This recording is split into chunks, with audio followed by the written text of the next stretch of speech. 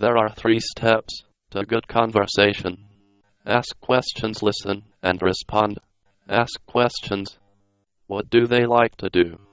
What sort of things have they done in their lives? What is happening to them now? What did they do today or last weekend? Identify things about them that you might be interested in hearing about, and politely ask questions. Remember, there was a reason that you wanted to talk to them, so obviously there was something about them that you found interesting. However, try to space out your questions, or they'll feel like you're interrogating them, which is very bad, and closes off friendships. Listen. This is the most important part of any conversation. Pay attention to what is being said. Make acknowledging noises or movements to indicate that you are still listening. A conversation will go nowhere if you are too busy thinking of anything else, including what you plan to say next.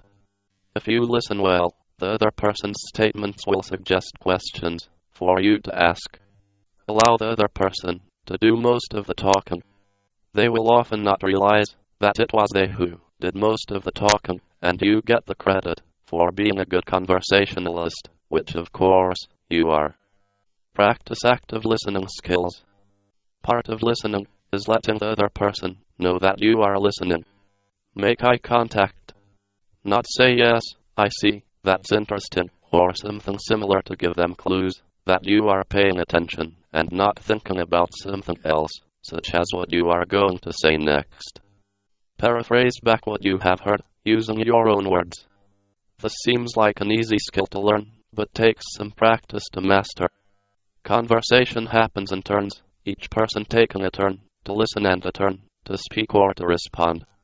It shows respect for the other person when you use your speaking turn to show you have been listening, and not just to say something new. They then have a chance to correct your understanding, affirm it, or embellish on it. Consider your response before disagreeing. If the point was not important, ignore it rather than risk appearing argumentative. On the other hand, agreeing with everything can kill a conversation just as easily as disagreeing with everything. When pointing out your difference of opinion, remember these points. Agree with something they said, state common ground before disagreeing. Try to omit the word but from your conversation when disagreeing, as this word often puts people in the defensive. Instead, try substituting the word and. It has less of an antagonistic effect. Playing devil's advocate, pretending to defend the opposite point of view, can be a good way to keep the conversation going, but if you overuse this technique, you could end up appearing hostile. Don't manipulate the talk to serve your own agenda and steamroll your counterpart. If you come away from the conversation feeling full of yourself, you use the occasion to show off your wit and knowledge. Try to do not panic over lulls. This is a point where you could easily inject your thoughts into the discussion.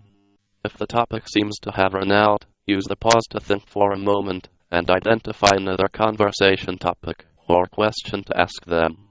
Did something they said remind you of something else you have heard, something that happened to you, or bring up a question or topic in your mind? Mention it and you'll transition smoothly into further conversation.